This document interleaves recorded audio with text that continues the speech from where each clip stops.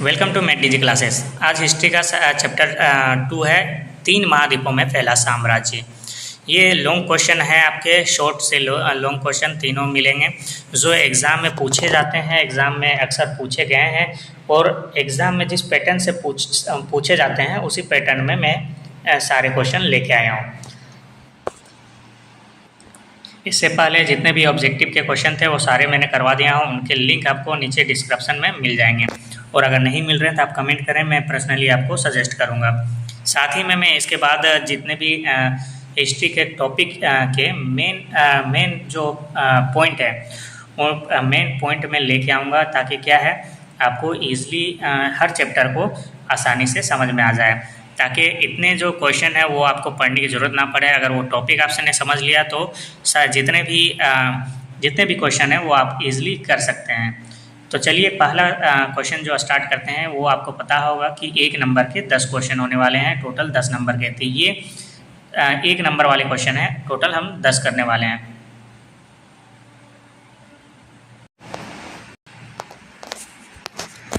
तो आज का पहला क्वेश्चन क्या है, अगस्टस कौन था? तो अगस्टस था क्या था? रोमन साम्राज्य का प्रथम शासक था। कौन था? रोमन साम्राज्य का प्रथम शासक। क्वेश्चन नंबर 2, रोमन गणतंत्र में वास्तविक सत्ता किस में निहित थी? तो जो रोमन की जो वास्तविक सत्ता थी वो सीनेट में निहित थी। किस में थी? सीनेट में। देखो यहाँ पर आपको याद रखने वाली क्या चीज़ है, प्रथम शासक सीनेट में निहित थी, सीनेट। उसके बाद क्वेश्चन नंबर 3 में पढ़ते हैं। क्वेश्चन नंबर 3 क्या बोल रहा है? देखो क्वेश्चन नंबर जो 3 है वो हमसे पूछ रहा है रोमन गणतंत्र की अवधि क्या थी? तो रोमन की जो गणतंत्र की अवधि थी वो 500 ईस्वी पूर्व से 27 ईस्वी पूर्व तक था। रोमन में गृह युद्ध कब हुआ था? रोमन में गृह युद्ध कब हुआ था ये हमें बताना है। रोमन में गृह युद्ध से 66 ईस्वी में हुआ था। कब हुआ था? 66 ईस्वी में। नंबर 5, रोमन वासियों के प्रमुख देवी देवताओं का नाम बताएं। तो उनके देवी देवता कौन थे? जूनो, जुपिटर, मिनर्वा, मार्स आदि। तो ये आपको याद रखना है। नंबर 6, रोमन सम्राट कॉन्स्टेंटाइन ने स्वर्ण सिक्के चलाए, उसका क्या नाम था? उसका नाम था सोलिडस। क्या नाम था? स्वर्ण सिक्का जो चलाया गया था उसका नाम था सोलिडस। देखो अपने इंडिया में भी सोने का सिक्का चलाया गया था, चांदी का भी चलाया गया था।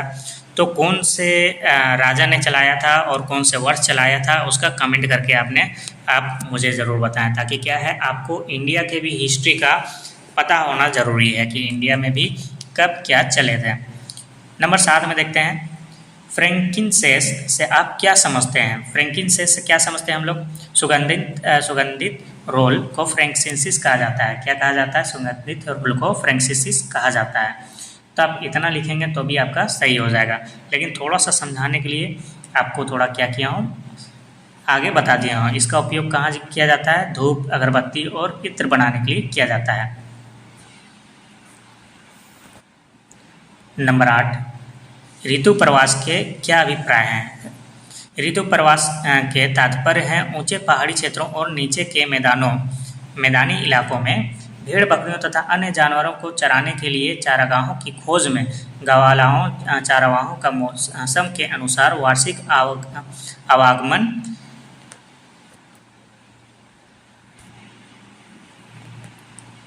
तो क्वेश्चन नंबर 9 के से पढ़ते हैं हम क्या बोल रहा है। देखो क्वेश्चन नंबर जो 9 है वो बोल रहा है कोलोसियम क्या था? कोलोसियम क्या है हमारा? जहां तलवार चलाने में निपुण योद्धा जंगली जानवरों के मुकाबला करता था, उसे क्या उस स्थान को क्या कहा जाता था? कोलोसियम कहा जाता था। जहां पर क्या किया जाता था? तलवार चलाने की निपुण योद्धा जंगली जानवर का मुकाबला करते थे, उसे क्या कहा जाता था? कोलोसियम कहा जाता था। क्वेश्चन नंबर 10, 1 नंबर वाले का ये आखिरी क्वेश्चन है जो आपको एग्जाम में बिल्कुल इसी टाइप से पूछे जाएंगे। और ये जो क्वेश्चन है वो प्रीवियस ईयर पहले पूछे गए हैं। सारे प्रीवियस ईयर में जो जितने भी क्वेश्चन हैं उसमें से इम्पोर्टेंट छाड़ के मैंने यहाँ पर लिखा है। रोमन साम्राज्य में एकाश्म से क्या तात्पर्य है? तो रोमन साम्राज्य से इसका तात्पर्य एक बड़ा चट्टान का टुकड़ा होता है। क्या होता है? एक बड़ा चट्टान का टुकड़ा। परंतु यह यहाँ रोमन समाज में विविधता की कमी से है। तो आपसे अगर पूछ दे कि रोमन साम्राज्य में आकाश में से क्या तात्पर्य है, तो क्या है? रोमन समाज में विविधता की कमी से है। किससे है? विविधता की कमी से। अब आते हैं 3 नंबर वाले क्वेश्चन में। यहाँ पर आपको 3 नंबर वाले टोटल 5 क्वेश्चन पूछे जाएंगे। तो इसमें क्या किया हूँ मैं भी, 3 नंबर वाले बिल्कुल एग्जाम में जैसे एग्जैक्ट पूछा जाएगा वैसे मैंने लेके आया है। तो पहला क्वेश्चन क्या पूछ रहा है हमसे? रोम साम्राज्य में स्थापित गणतंत्र शासन व्यवस्था की विवेचना कीजिए। तो हम क्या लिखेंगे इसमें? रोम साम्राज्य में स्थापित गणतंत्र शासन व्यवस्था। रोम साम्राज्य में गणतंत्र एक ऐसी शासन व्यवस्था थी जिसमें वास्तविक सत्ता सीनेट नामक के निकाय में निहित थी। सीनेट में धनी परिवारों का एक समूह का वर्चस्व था जिन्हें अभिजात कहा जाता है। क्या कहा जाता है? अभिजात। व्यवहारिक तौर पर गणतंत्र अभिजात वर्ग की सरकार थी जिसका शासन सीनेट नामक सभ्यता के माध्यम से चलता था। किसके माध्यम से चलता था? सीनेट नाम के माध्यम से।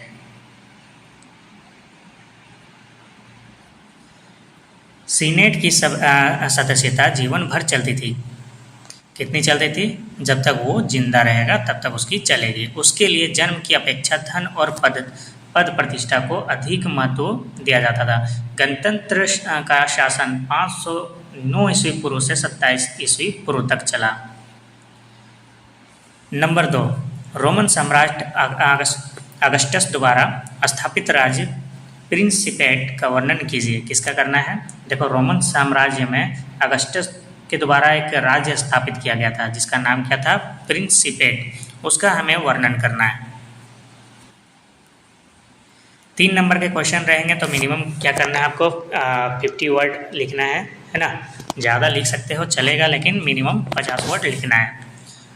अब यहाँ पर आते हैं 2 का आंसर में। रोमन सम्राट अगस्टस द्वारा स्थापित राज्य प्रिंसिपेट। प्रथम रोमन सम्राट अगस्टस ने 27 ईस्वी पूर्व में जो राज्य स्थापित किया था उसे प्रिंसिपेट कहा जाता था। क्या कहा जाता था?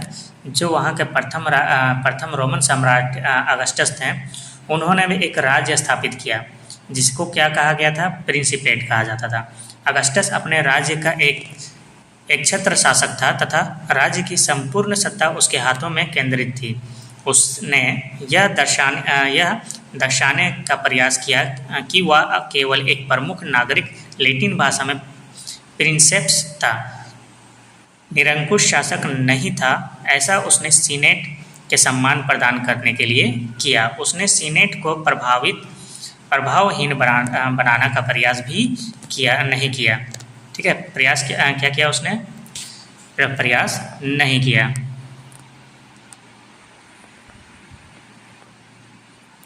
Question number 3। क्वेश्चन नंबर जो 3 है वो हमसे पूछ रहा है, प्राचीन विश्व इतिहास की सबसे बड़ी राजनीतिक क्रांति से आप क्या समझते हैं? जो प्राचीन में विश्व इतिहास हुआ उसका राजनीतिक क्रांति से हमें क्या समझ में आता है, ये हमें लिखना है। तो हम क्या लिखेंगे उसके बारे में?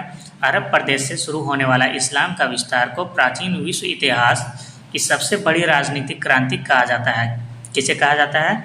अरब प्रदेश के शुरू होने वाले इस्लाम के विस्तार को प्राचीन विश्व इतिहास की सबसे बड़ी राजनीतिक क्रांति कहा जाता है।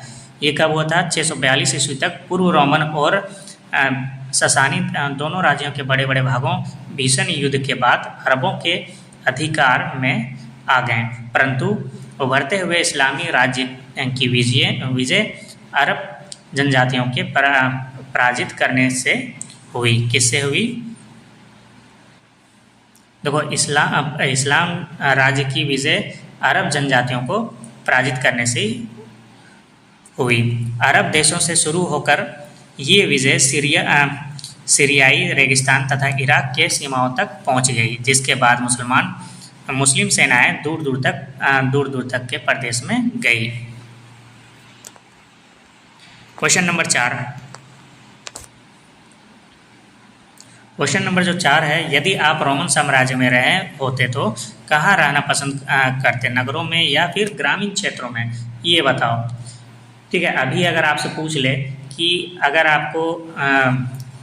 आपको महाराष्ट्र भेज दिया जाए तो वहाँ पर आप कहाँ पर रहना पसंद करेंगे, मुंबई जैसे सिटी में या फिर महाराष्ट्र के किसी गांव जैसे नगर में, तो आपका आंसर क्या होगा, क्या हो सकता है अभी के लिए। जाहिर सी बात है, अगर अभी पूछा जाए तो लोग बोलेंगे हम शहर में ही रहना पसंद करेंगे। लेकिन यही बात आपसे पूछ दिया जाए कि यदि रोमन साम्राज्य में रहे होते हैं, कहाँ रहे होते हैं, अभी आप पीछे चले जाओ। पीछे जाने के बाद आपको क्या करना है, रोमन साम्राज्य में जाना है और वहाँ पर आपको बताना है कि नगर में रहना पसंद करेंगे या फिर ग्रामीण क्षेत्र में। तो हम क्या करेंगे यहाँ पर, यदि मैं रोमन साम्राज्य में रहा होता तो नगरों में रहना अधिक पसंद करता, क्योंकि रोम में कार्थेज, सिकंदरियाई, एंटीओक आदि नगरों में लोगों का जीवन ग्रामीण नगरों के जीवन की अपेक्षा ज़्यादा सुरक्षित था, है ना। देखो यहाँ पर तो हर कोई लिख देगा कि भैया हम तो नगर में रहते हैं, लेकिन उसका कारण भी आपको लिखना है कि नगर में रहने का क्या कारण है आपका, क्यों आप नगर में रहने पसंद करते हैं, तो वो चीज़ें आपको यहाँ पे बतानी है।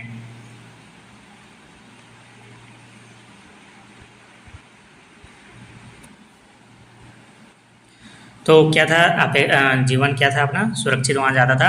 शहरी जीवन की अनेक महत्वपूर्ण विशेषताएं थी जो लोगों के अपनी ओर आकर्षित करती थी। नगर विभिन्न गतिविधियों का केंद्र था, प्रायः व्यावसायिक गतिविधियां यहीं से संचालित की जाती थी। नगर प्रशासनिक इकाइयों के रूप में भी इसलिए वहाँ पर लोगों की सुख सुविधाओं पर ज़्यादा ध्यान दिया जाता था। नगर में रहने में से एक लाभ यह भी होता था कि खदानों की कमी नहीं होती थी। वहाँ अकाल के दिनों में भी लोग अपने जीवन सुखमय तरीके की व्यतीत करते थे, जबकि ग्रामीण क्षेत्रों के किसान अपनी जिंदगी पेड़ों की पत्तियों, जड़ें, छालों, झाड़ियों आदि खाकर बिताते थे। नगर में उच्च स्तर के मनोरंजन भी उपलब्ध थे। नगर में क्या थे, उच्च स्तर के मनोरंजन भी, यानी कि आपको भी इंटरटेनमेंट की कोई कमी नहीं थी वहाँ पे। नंबर 5 में पूछ दे आपसे, क्या पूछ रहा है, रोमन सम्राट में चांदी में मुद्रा डालना क्यों बंद कर दिया होगा, और वह सिक्कों की उत्पादन के लिए कौन सी धातु का उपयोग करने लगे। रोमन साम्राज्य में क्या क्या था, चांदी के जो सिक्के थे उसका मुद्रा क्या किया, बंद कर दिया गया। उसके जगह किसी और जो धातु था, ठीक है, कोई और धातु था उसका उपयोग करने लगा। हमारे इंडिया में भी क्या हुआ था, चांदी का सिक्का बंद कर दिया गया था। साथ में आप पहले, अगर आपको पता होगा कि ज़्यादा पुराना नहीं है, एल्युमिनियम का भी चलता था तो वो भी आपका बंद हो गया है ना।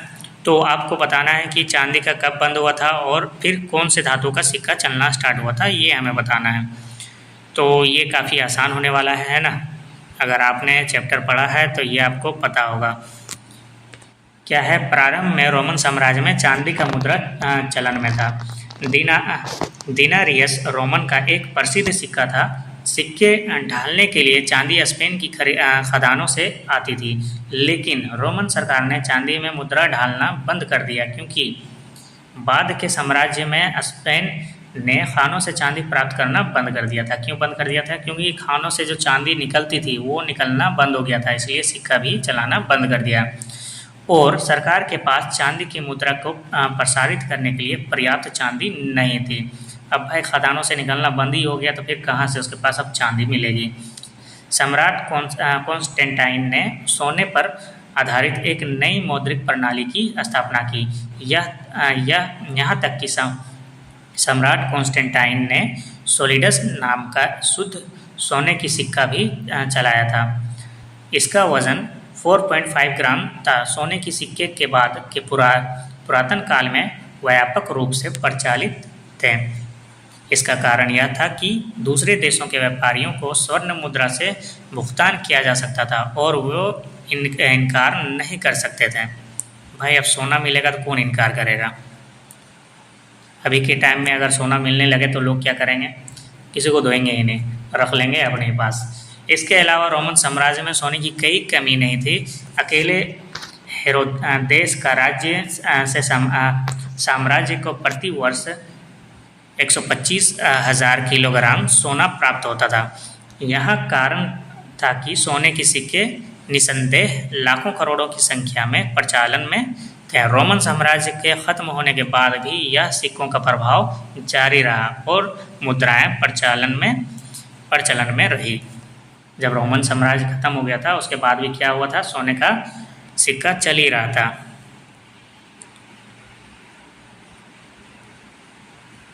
वर्तमान समय में नई तकनीक और धातु के बारे में अधिक जानकारी के कारण एल्युमिनियम, तांबा, मिश्र धातु के सिक्के ढाले जा रहे थे। ठीक है, अब आते हैं हमें लॉन्ग क्वेश्चन में। लॉन्ग क्वेश्चन क्या होने वाले हैं, 5 नंबर के एक क्वेश्चन रहेंगे, टोटल 3 क्वेश्चन बनाने हैं, यानी कि यहाँ से आपको 15 नंबर मिलने वाले हैं। तो चलिए पहला क्वेश्चन देखते हैं कि क्या पूछ रहा है। क्वेश्चन ही इतना लंबा है कि पढ़ने में भी आपका 2 मिनट चला जाएगा। अगर सम्राट त्राजान भारत पर विजय प्राप्त करने में वास्तव में सफल रहे होते हैं तो रोम वासियों की इस देश पर अनेक सदियों तक कब्जा रहा होता। तो क्या आप सोचते हैं कि भारत वर्तमान समय में देश से किस प्रकार भिन्न होता?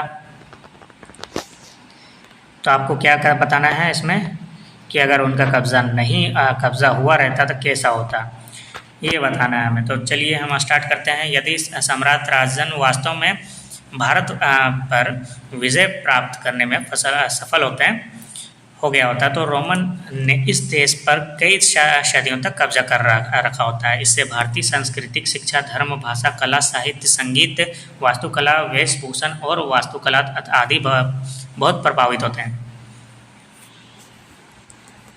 तो अभी भी हम लोग क्या कर रहे होते हैं, रोमन की तरह हम लोग ही जितने भी उनके भी सांस्कृतिक थे वो अपने सांस्कृतिक यहाँ पे छोड़ जाते हैं और हम उनके हिसाब से डल जाते हैं। जब भी 2 अलग अलग संस्कृतियाँ एक दूसरे से मिलती हैं तो कुछ सांस्कृतिक तत्व उन 2 संस्कृतियों के बीच समाहित हो जाती है और कुछ छोटे जाते हैं और कुछ छूट जाते हैं। इस प्रकार के एक नए सामाजिक और सांस्कृतिक वातावरण का जन्म हुआ जिसमें दोनों संस्कृतियों के तत्व एक दूसरे के पूरक प्रतीत होते हैं। इसके अलावा यदि कोई बाहरी शासक किसी देश पर आक्रमण करता है तो उसका उद्देश्य उस विजित देश का सामाजिक, सांस्कृतिक एवं आर्थिक शोषण करना होता है।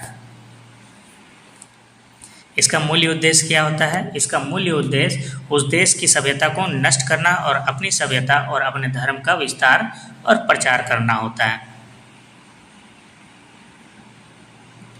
चलिए क्वेश्चन नंबर 2 देखते हैं। क्वेश्चन नंबर 2 में हमसे पूछ रहा है रोमन साम्राज्य में दासों की स्थिति पर प्रकाश डालें। रोमन साम्राज्य में दासों की स्थिति पर क्या करना है, हमें प्रकाश डालना है कि उस टाइम क्या होता था, काफ़ी दासों का काफ़ी लेन देन भी होता था और बहुत ज़्यादा चलता था। तो चलिए हम यहाँ पर उस पर प्रकाश डालते हैं। रोमन साम्राज्य में दासों की स्थिति भूमध्य सागर और निकटवर्ती पूर्व दोनों ही क्षेत्रों में दासता की जड़ें बहुत गहरी थी। वहाँ दास प्रथा बड़े पैमाने पर प्रचलित है। इटली में गुलामों का बोलबाला था। रोमन साम्राज्य अगस्टस के शासनकाल में इटली की कुल 75 लाख जनसंख्या में से 30 लाख दास थे। यद्यपि उच्च वर्ग के लोग दासों के प्रति प्रायः क्रूरतापूर्ण व्यवहार करते थे, परंतु सामान्य लोग दासों के प्रति काफ़ी सहानुभूति रखते थे।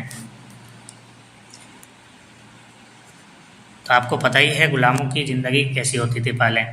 जब प्रथम शताब्दी में शांति स्थापित होने के साथ लड़ाई झगड़े कम हो गए तो दासों की आपूर्ति में कमी आने लगी और दास श्रम का प्रयोग करने वालों को दास प्रजनन अथवा वेतन भोगी यानी कि मजदूर जैसा विकल्पों में सहारा लेना पड़ा। बाद की अवधि में कृषि क्षेत्र में अधिक संख्या में दास मजदूर नहीं रहे। अब इन दासों के मुक्त हुए गुलामों को व्यापार प्रबंधकों के रूप में बड़ी संख्या में नियुक्त किया गया। देखो पहले क्या होता था, जो दास होते थे यानी कि गुलाम, आप अगर तो उसमें क्या होता था, जैसे आप भेड़ बकरी को बेचते हो, जानवरों को बेचते हो, वैसे उस टाइम क्या होता था, इंसानों को बेचा जाता था। और जो कोई अगर किसी इंसान को बेच रहा है तो वो सामने जो खरीद रहा है वो उस इंसान का क्या होता था, मालिक बन जाता था और उसका उपयोग वो जैसा चाहे वैसे कर सकता है। अगर आपसे कोई काम वो करवा रहा है तो ये मत सोचना कि आपको पैसे देंगे उसके बदले, बिल्कुल नहीं देंगे, क्योंकि आपके खरीद लिया गया है, आपको पैसे वो पहले ही दे चुका है। अब आपको वो मशीन की तरह यूज़ करेगा। जैसे कि आप गाड़ी खरीदते हैं, उसमें पेट्रोल डालते हैं और जैसे चाहें जहाँ चाहें कुदा देते हैं, उसी हिसाब से वो उसको भी यूज़ करता था। तो उस प्रथा को ख़त्म कर दिया गया है, और ख़त्म करने के बाद उसको क्या धीरे धीरे क्या करने लगा, अब दासों को जब यूज़ होने लगा, यानी कि उससे कोई काम लेने लगा, तो उसके बदले उसको पैसे दिए जाने लगे। हमारे इंडिया में दास प्रथा कब खत्म हुआ था, आप मुझे कमेंट करके बताना। नंबर 3, विश्व के इतिहास में रोमन सभ्यता की देन पर प्रकाश डालना है। विश्व के इतिहास में रोमन सभ्यता की देन को निम्नलिखित बिंदुओं के अंतर्गत स्पष्ट किया जा सकता है, जैसे कि विस्तृत साम्राज्य की स्थापना की मार्ग दिखाना। पहला कैसे क्या लिखेंगे, देखो यहाँ पर टॉपिक मेन है, ठीक है। क्या टॉपिक मेन है, ये आप याद रखना, ये चीज़, ठीक है। ये मेन होता है कि विस्तृत साम्राज्य की स्थापना का मार्ग दिखाना। इसके बारे में हम थोड़ा सा नीचे डिस्क्राइब करके लिख देते हैं, जैसे कि रोम निवासियों ने अनेक देशों को अपने अधीन करके साम्राज्य स्थापित किया। यह साम्राज्य बहुत विस्तृत था, इतना बड़ा साम्राज्य इससे पहले कोई जाति स्थापित नहीं कर सकी। इस प्रकार उन्होंने एक बड़ा साम्राज्य स्थापित करके संसार के अन्य लोगों को विस्तृत साम्राज्य स्थापित करने का मार्ग दिखाया।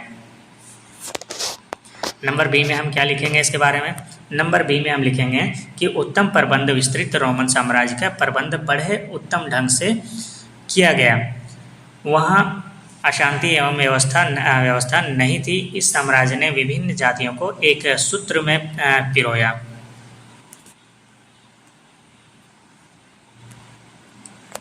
नंबर सी, धार्मिक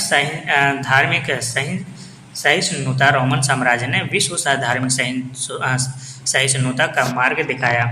रोमन साम्राज्य में विभिन्न जातियों तथा धर्मों के लोग रहते थे, लेकिन इस आधार पर किसी भी नागरिक को तंग नहीं किया जाता था, ठीक है। वहाँ पर अनेक धर्म जाति के लोग रहते थे, लेकिन उसके वहाँ पर क्या होता था कि वो अलग धर्म के, अलग जाति के है, उसको लेकर कभी भी कोई एक दूसरे से लड़ाई नहीं करते थे। नंबर डी, सैनिक संगठन और अनुशासन। रोमन ने अनेक सेनानियों को जन्म दिया था, जिन्होंने विशाल सेनाएं रखी और उसका अच्छा प्रबंध किया। अतः विशाल सैनिक संगठन और अनुशासन रोम की ही देन है। किसकी देन है, रोम की। नंबर ए यानी कि 5 नंबर, कानून। आधुनिक विधान शास्त्र का उद्भव रोम से ही माना जाता है। कानूनों का एक संग्रह जस्टिनियन सर्वप्रथम संसार के समक्ष रखा। आज भी यूरोप के अनेक देशों में कानून का आधार यही संग्रह है। तो आज का क्वेश्चन खत्म होता है। मिलते हैं नेक्स्ट वीडियो में। Thanks for watching.